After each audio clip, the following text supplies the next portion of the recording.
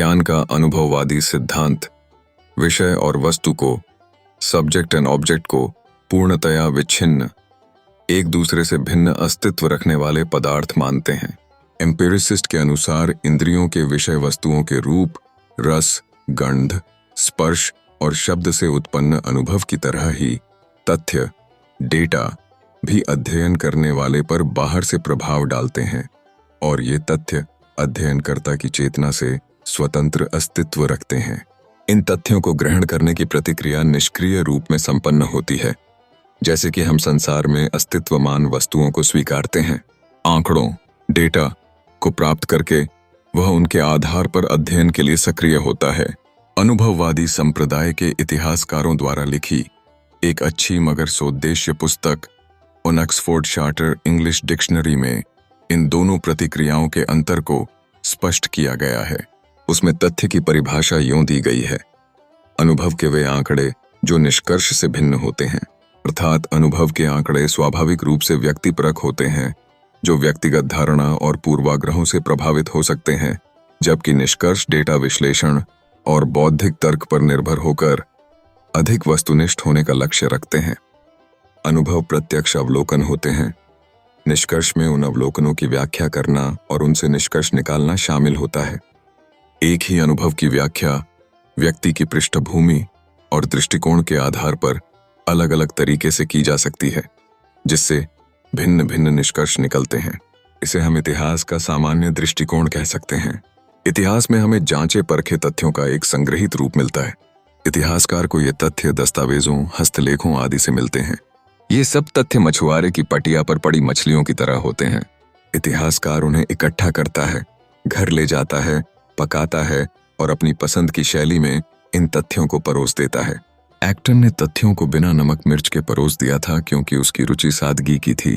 पहले Cambridge modern history के सहयोगी लेखकों को हिदायतें देते हुए उसने लिखा था, हमारा वाटरलू ऐसा होगा जिससे फ्रांसीसी, अंग्रेज, जर्मन और डेनमार्कवासी सभी संतुष्ट हों। लेखकों की सूची देखे बिना कोई यह न बता सके कि ऑक्सफोर्ड के बिशप ने कलम कहाँ रोकी और उसके बाद केयरबर्न या लीबरमान या हैरिसन ने कहाँ कलम उठाई। सर जॉर्ज क्लार्क ने भी इतिहास में तथ्यों की गुठली से चारों ओर के विवादास्पद व्याख्या के गूदे को अलग माना है। हालांकि एक्टन के ऐतिहासिक दृष्टिकोण की उन्होंने आलोचना की है। यह उदाहरण देते हुए वे इस तथ्य को भी भूल गए कि गुठली से कहीं ज्यादा काम का बाहरी गूदा होता है। पहले सीधे तथ्य को अपनाइए, फिर उसकी व्याख्या के दलदल में कूद पड़िए। यही है अनुभववादी तथा सामान्य ज्ञान संप्रदाय के इतिहासकारों का अंतिम ज्ञान। इससे मुझे उस महान उदारवादी पत्रकार सीपी स्कॉट की वह प्रसिद्ध उक्ति याद आ रही है, तथ्य पवित्र हैं पर मंतव्यों पर कोई बंधन नहीं है। Facts are sacred, opinions are without restriction. मैं सोचता हूं इस तरह काम नहीं चलेगा। अतीत ज्ञान की प्रकृति के संबंध में दार्शनिक बहस में मैं नहीं पड़ता। आइए मान लें कि रूबिकॉन नदी को सीजर ने पार किया। इस तथ्य को और इस कमरे के बीच में एक मेज है। इसे एक ही अथवा दो तुलनात्मक तथ्य मान लें।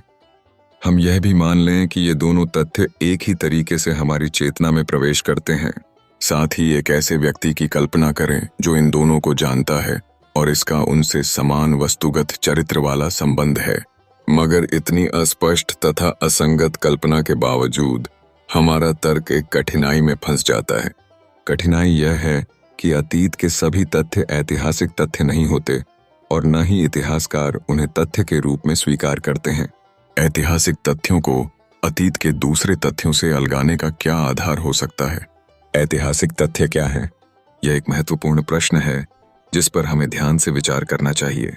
सामान्य ज्ञान दृष्टिकोण के अनुसार कुछ मूलभूत तथ्य होते हैं जो सभी इतिहासकारों के लिए समान हैं। ये मौलिक तथ्य इतिहास की रीढ़ हैं।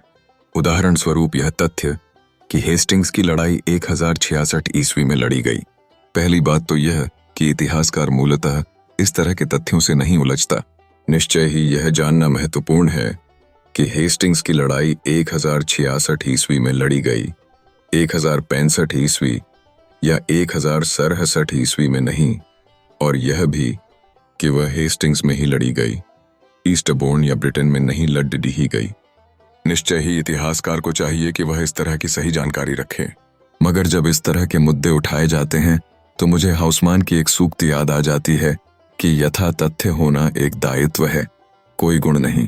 किसी इतिहासकार की यथा तथ्यता की प्रशंसा वैसी ही है जैसे किसी वास्तुकार की इसलिए तारीफ की जाए कि उसने अपने भवन में पुरानी लकड़ियों का प्रयोग किया है अथवा कंक्रीट का सही घोल बनाया है।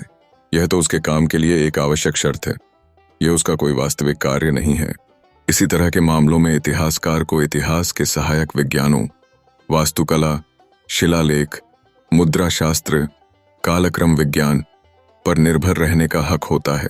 जरूरी नहीं कि इतिहासकार के पास उस तरह की विशेषज्ञता हो जिसके आधार पर कोई संगमरमर के अथवा मिट्टी के बर्तन के एक टुकड़े को देखकर उसके मूल स्रोत और काल का पता लगा लेता है, या किसी पुराने शिलालेख को पढ़ लेता है, या किसी विशेष तिथि को पाने के लिए लंबे चौड़े ज्योतिष के गणित लगा लेता है।